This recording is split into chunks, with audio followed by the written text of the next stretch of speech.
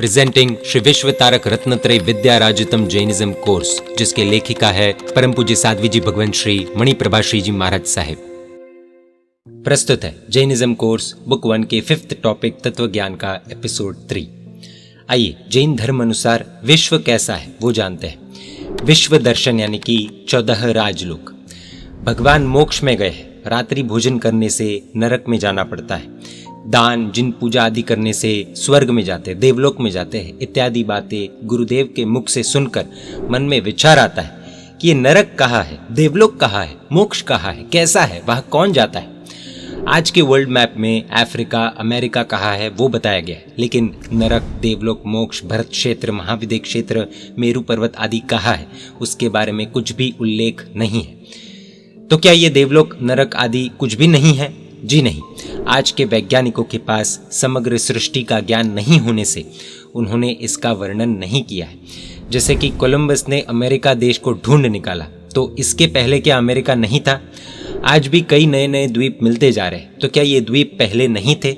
आज के वैज्ञानिक संशोधन कर रहे हैं, लेकिन अभी तक संपूर्ण ज्ञान प्राप्त नहीं कर सके। विज्ञान अपूर्ण है, जबकि प्रभु सर्वज्ञ है। 3 लोक का और 3 काल का ज्ञान उन्हें है। उन्होंने अपने केवल ज्ञान के प्रकाश से समग्र विश्व का जैसा स्वरूप देखा वैसा हमें बताया है। जैसे 14 राजलोक, नरक, देवलोक, सिद्धशिला आदि कई बातें हैं जो 45 आगमों में बताई गई है। आइए 14 राजलोक के बारे में जानते हैं। अब हम यहाँ संपूर्ण विश्व का स्वरूप संक्षिप्त में देखेंगे। चित्र में बताई हुई आकृति कमर पर 2 हाथ रखकर 2 पैर चौड़े करने से व्यक्ति का जैसा आकार बनता है, वैसा आकार 14 राजलोक का है। इस आकृति को शास्त्रीय भाषा में वैशाखी संस्थान कहा जाता है। इसमें मोक्ष, स्वर्ग, नरक, मनुष्य लोक समाये हुए हैं। आप जिस प्रकार metre, centimetre, foot, kilometre, mile आदि माप से किसी वस्तु को मापते हैं, वैसे ही इस विश्व का माप राज से मापा जाता है। राज से मापने पर यह विश्व 14 राज प्रमाण है, इसलिए इस विश्व को 14 राजलोक भी कहा जाता है। राजलोक का माप कितना? यदि कोई बहुत शक्तिशाली देव 3,81,27,970 मन वजन का भार, ऐसा एक भार, कल्पना कीजिए ऐसे 1000 भार प्रमाण लोहे का बहुत भारी गोला लेकर ऊपर से अपनी पूरी शक्ति लगाकर नीचे डाले, तब वो गोला नीचे गिरते गिरते 6 महीने में जितना अंतर काटे, उससे भी असंख्य गुना बड़ा एक राजलोक है। ऐसे 14 राजलोक की ऊंचाई वाला विश्व है।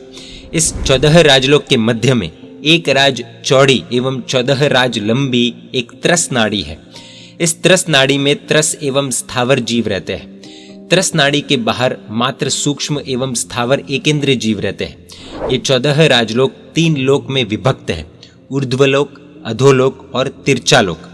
14 राजलोक के बराबर मध्य भाग में तिरचालोक है, उसके ऊपर ऊर्ध्वलोक तथा नीचे अधोलोक है। अब हम 3 लोक को विस्तार में देखेंगे। तिरचालोक। त्रस नाड़ी के मध्य भाग में संभूतला है। संभूतला से नीचे 900 योजन व ऊपर 900 योजन, इस प्रकार कुल मिलाकर 1800 योजन ऊंचाई वाला एवं एक राज की चौड़ाई वाला तिरचालोक है।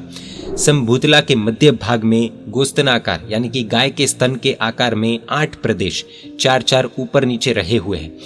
ये प्रदेश रूचक प्रदेश कहलाते हैं। ये प्रदेश अति विशुद्ध है। इसके निचले भाग के 900 योजन में व्यंतर, वाणव्यंतर देवों के वास है तथा ऊपर के 900 योजन में ज्योतिष देव रहे हुए हैं तथा मध्य भाग में असंख्य द्वीप समुद्र है, जहाँ मनुष्य एवं तिर्यंच रहते हैं। अधोलोक। अधोलोक में 7 नरक, भवनपति तथा परमाधामी देवों के आवास है। 14 राजलोक के अंत में 7वीं नरक की प्रतर 7 राज चौड़ी है। फिर एक एक नरक ऊपर की ओर जाते जाते चौड़ाई घटती जाती है। इस प्रकार नीचे से 7 राज ऊपर जाने पर एक राज की चौड़ाई वाली प्रतर आती है। ये संभूतला कहलाती है। ये रत्न प्रभा पृथ्वी यानी कि पहली नरक की छत है। संभूतला से नीचे 900 योजन छोड़कर शेष अधोलोक है, अर्थात अधोलोक 7 राज का है। प्रत्येक नरक एक राज ऊंची है।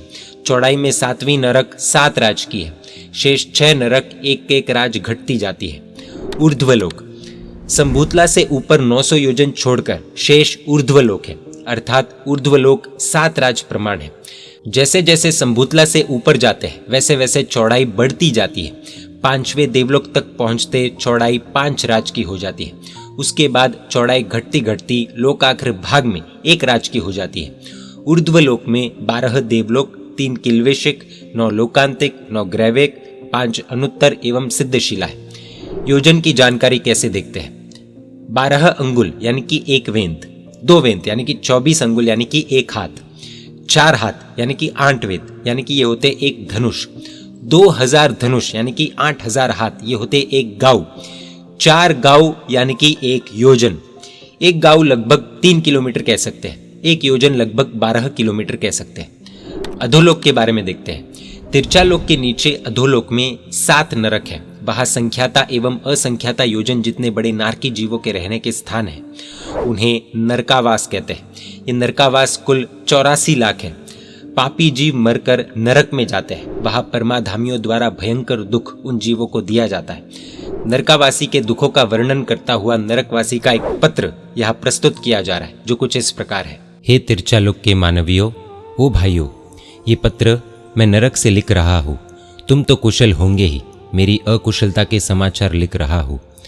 तुम सोच रहे होंगे कि अचानक एक नरकवासी यहाँ के मानवों को क्यों पत्र लिख रहा है। तो सुनो भाइयों, मैंने पूर्व भव में मौज शौक ऐशो आराम व्यसन व्यभिचार आदि करके अनंत पाप को इकट्ठा किया, जिसके फलस्वरूप मेरी आत्मा को नरक में आना पड़ा। यहाँ के कल्पांत दुख दर्द को देखकर मुझे आप लोगों की चिंता होने लगी कि आप कहीं थोड़े सुख के लिए अपनी आत्मा को नरक के इस भयंकर दुख में न डाल दे। इस आशय से मैं यह पत्र लिख रहा हूँ। इसे पढ़कर यदि कोई जीव पाप करने से अटक जाएगा तो मैं समझूंगा कि मेरा पत्र लिखना सार्थक हुआ। भाई, आप लोगों से अलग होकर सबसे पहले मैं नरक में रही कुंभी यानी कि बड़े पेट एवं छोटे मुंह वाले घड़े जैसे पात्र में पैदा हुआ। कुंभी में उत्पन्न होते ही अंतर्मुहूर्त यानी कि 48 मिनट में मेरा शरीर कुंभी से भी बड़ा होकर बाहर गिरने लगा। ये देखकर तुरंत परमाधामी यानी कि एक प्रकार के राक्षस देव दौड़ कर आए। भयंकर अंधकार था, फिर भी वे जोर जोर से चिल्ला रहे थे, पकड़ो पकड़ो। कुंभी का मुख छोटा होने से मेरा शरीर बाहर नहीं आ सकता था। तब ही एक राक्षस चिमटा लेकर आया और चिमटे से पकड़कर मुझे बाहर खींचा। आप ही सोचो मुझे कितना दर्द हुआ होगा। अभी तो मैं इस दर्द से उभरा भी नहीं था, उतने में एक राक्षस ने आकर मुझे ऐसी उलाहना देते हुए कहा, हे दुष्ट, तुझे रात्रि भोजन करने में बहुत मज़ा आता था, ले उसकी सज़ा। ऐसा कहकर गरम गरम लावा मेरे मुंह में डाल दिया। फिर पुनः कहा कि हे पापी, तुझे कंदमूल खाने में खूब स्वाद आता था, पाव भाजी सैंडविच बहुत टेस्टी लगते थे, ले खा ये सैंडविच। ऐसा कहकर गरम गरम पत्थर के टुकड़े मेरे मुंह में डाल दिए। उसने मुझे याद कराया, हे दुष्ट, माँ बाप की सेवा करने के बदले पत्नी के बहकावे में आकर उनके साथ मारपीट करता था, ले चख अब उसका मज़ा। और फिर भीम जैसी गदा लेकर मुझे मारने लगा। भाई, उस शस्त्र के एक ही प्रहार से किसी भी मनुष्य की मौत हो जाए, परंतु यहाँ तो मुझे ऐसे प्रहार बार बार झेलने पड़ रहे हैं। इससे मुझे बेहद पीड़ा हो रही है। यह शरीर पारे जैसा होता है, काटो तो टुकड़े टुकड़े हो जाता है तथा उन टुकड़ों को पुनः जोड़ो तो इकट्ठा भी हो जाता है, अर्थात पुनः जीवित हो जाता है। तुम्हें मालूम है यहाँ की गर्मी कैसी है? नहीं ना?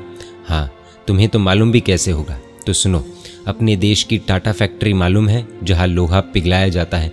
नरक की इस गर्मी की तुलना में उस भट्टे की गर्मी तो मुझे गुलाबी सर्दी जैसी प्रतीत होती है। शायद तुम सोचोगे कि यहाँ की गर्मी यदि ऐसी है तो सर्दी कैसी होगी। तो सुनो, जो कोई मुझे हिमालय के एवरेस्ट पर खुले शरीर रख दे तो मैं आराम से वहाँ पर सो जाऊँ, यानी कि वो सर्दी यहाँ की सर्दी के सामने कुछ भी नहीं है। सच बात तो ये है कि यहाँ खून को जमा दे ऐसी सर्दी होती है। कांप गए ना तुम? ये सब तुम्हें इसलिए लिख रहा हूँ ताकि तुम स्वयं को नरक की उन तकलीफ़ों से बचाने के लिए वहाँ धरती पर भूल से भी कोई गलत कार्य न करो। मेरे शरीर की कोई आकृति नहीं है, बस मिट्टी के पिंड जैसा मनुष्य है जिसे करोड़ों रोग लग गए हैं। यहाँ नरक के जीव को 568,99,584 रोग होते हैं। तुम ही सोचो इतनी बीमारियों से भरा जीवन कैसा होगा। वहाँ की वैतरणी नदी जैसी यहाँ खून की नदी बहती है तथा पेड़ ऐसे हैं जिन्हें छूने से शरीर से खून बहने लगता है, यानी ये वृक्ष कांटेदार करवट जैसे हैं। तुझे डर जरूर लग रहा होगा, पर ये सब तुझे बताना ज़रूरी है। एक बात और, हमारी आधुनिक युग की स्त्रियाँ जो गर्भपात करवाने से नहीं झिझकती, उन्हें यहाँ सबसे बड़ी सज़ा मिलती है। उनका यहाँ पेट फाड़ा जाता है। मुंह में गर्म शीशा डाला जाता है। इसके उपरांत भवो भव तक वे निसंतान रहने की सज़ा पाते हैं। इस काम की अनुमोदना करने वाले भी वही सज़ा पाते हैं। द्विदल यानी कि कटोल के साथ कच्चा दूध, दही आदि जिनमें बेइंद्रिय जीव पैदा हो गए हैं, वैसा खाते समय बेइंद्रिय यानी कि 2 इंद्रिय वाले जीवों की हत्या की, फिर भी तेरे दिल में दया नहीं आई। ऐसा कहते हुए असंख्य राक्षस मुझ पर टूट पड़ते हैं। मैं रो पड़ता, फिर भी मेरी आवाज़ सुनने वाला कोई नहीं है। यहाँ आइसक्रीम, ठंडे पेय, शराब, तंबाकू आदि के नशे की क्या सज़ा मिलती है मालूम है? यहाँ ऐसा करने वालों के मुंह में पिघला हुआ शीशा डाल दिया जाता है। परस्त्री को सताना तथा परस्त्री के साथ मैथुन करने वाले को लोहे की गरम लाल पुतली के साथ आलिंगन कराया जाता है। ऐसे में हमारी हालत कैसी होती होगी, उसका अनुमान लगाकर एक बार देखना। मेरे दोस्त, बाजार के आचार, अभक्ष्य, बासी आदि खाने का दंड भी सुन लो। ऐसा काम करने वाली आत्माओं के मुंह में खून व मांस डालकर खिलाते हैं। बिना छाना हुआ पानी पीने वाले को यहाँ दुर्गंध भरा व कीड़ों से भरा पानी पीने को दिया जाता है। तुम ही सोचो, कितनी भी प्यास हो फिर भी ऐसा पानी कैसे पिया जा सकता है? शिकार के शौकीन निरपराध पशुओं को तीर से भेदने वाले, मांसाहार करने वाले, कत्ल खाना चलाने वाले, मुर्गी पालन करने वाले तथा मुर्गी के अंडों से पैसा कमाने वाले यहाँ क्या सजा पाते हैं? क्या तुम जानना चाहते हो? तो सुनो, उन जीवों को यहाँ बार बार काटा जाता है, काट काट कर फिर जोड़ा जाता है। भाई, तुम्हें लगता है कि इतना तो बहुत हो गया, परंतु नहीं, अभी बहुत कहना बाकी है। देव गुरु जैन धर्म की निंदा की, मिथ्यात्व देवों को अच्छा कहा, ऐसा याद दिलाकर ये हमारी जीभ पर तेज धार वाले हथियार घुसा देते हैं। गुंडे के हाथ में फंसे हुए अकेले व्यक्ति की तरह यहाँ परमाधामियों के बीच बचाने वाला कोई नहीं होता। यहाँ जीव कितना भी पश्चाताप करे तो भी धर्म अथवा धर्म गुरु का आलंबन नहीं मिल पाता। इतनी असह्य वेदना होने पर भी शरीर प्राण नहीं छोड़ता। मजबूरी है, क्योंकि यहाँ का आयुष्य पूरा किए बिना कोई मर भी नहीं सकता। जब तक आयुष्य पूर्ण न हो तब तक वेदना भोगनी ही पड़ती है। भैया, यहाँ का आयुष्य कम से कम 10,000 वर्ष से लेकर असंख्य वर्षों का होता है। यहाँ दिन रात भी नहीं होते जिससे रात्रि में आराम कर सके। 24 घंटे परमाधामी कृत वेदना चालू रहती है। उसमें भी बार बार के छेदन भेदन की वेदना में यदि कोई चिल्लाए तो परमाधामियों को और ज़्यादा मज़ा आता है। इससे ये और अधिक दुख देते हैं। नरक की वेदना से बचाने में कोई देव भी समर्थ नहीं है। ये सब लिखने का अवसर भी मिलना हमें मुश्किल है, पर आज प्रभु का जन्म कल्याणक है, इसलिए नरक में थोड़ा प्रकाश हुआ है और हमें भी थोड़ा आराम मिला है। अतः यह पत्र तुम्हें लिख पाया, वरना ये सब असंभव था। मेरा पत्र पढ़कर तुम कोई गलत कार्य मत करना, वरना बाद में मेरी तरह पछताने के अलावा कुछ नहीं बचेगा। यहाँ के दुखों से मुक्त बनकर मुझे भी शीघ्र ही परमात्मा की शरण मिले, ऐसी आप मेरे लिए प्रार्थना करना। अरे बाप रे, परमाधामी आ रहे हैं। बस यही समाप्त करता हूँ, तुम्हारा ही एक अभागा भाई। इस प्रकार नरक में वेदना का कोई पार नहीं है और कोई सहानुभूति बताने वाला भी नहीं है। यहाँ तो मात्र परमाधामी कृत वेदना की एक झलक बताई है। बाकी वहाँ की अपार वेदना का वर्णन न तो कोई कर सकता है और न ही कोई सुन सकता है। 2 भाई थे, दोनों भाइयों के बीच अतिशय प्रेम था। बड़ा भाई सुंदर आराधना कर देवलोक में गया। छोटा भाई मौज शौक से 18 पाप स्थानक का सेवन कर नरक में गया। देवलोक में गए हुए भाई ने अवधि ज्ञान से अपने भाई को नरक में अत्यंत वेदना को सहन करते हुए देखा। ये देख उसे दया आ गई। उसका भ्रातृ प्रेम उसे नरक में खींच ले गया। नरक में जाकर देव ने उसे अपना परिचय दिया। छोटे भाई ने नरक की वेदना से छुटकारा पाने के लिए अपने भाई से देवलोक में साथ ले जाने की विनंती की, प्रार्थना की, भीख मांगी। देव ने अत्यंत प्रेम से उसे हाथ में उठाया। हाथ में उठाते ही उसका शरीर पारे की तरह गिरने लगा। बहुत कोशिश करने पर भी देव उसे नरक की वेदना से उबार न सका। अंत में निरुपाय बन देव रोते बिलखते भाई को नरक में ही छोड़कर चला गया। एकदम सरल और सिंपल भाषा में कहे तो हमारे कर्मों के बंधन का हिसाब हमें ही करना है। कोई और न हमें बचा सकता है और न ही कोई हमें फंसा सकता है। जो कर्म किए हैं वो भोगने ही पड़ते हैं। तो इस एपिसोड में हमने 14 राजलोक के बारे में जाना। जैनिज्म कोर्स से जुड़ने के लिए आपका धन्यवाद। सर्वे जीवो मोक्षे जाओ।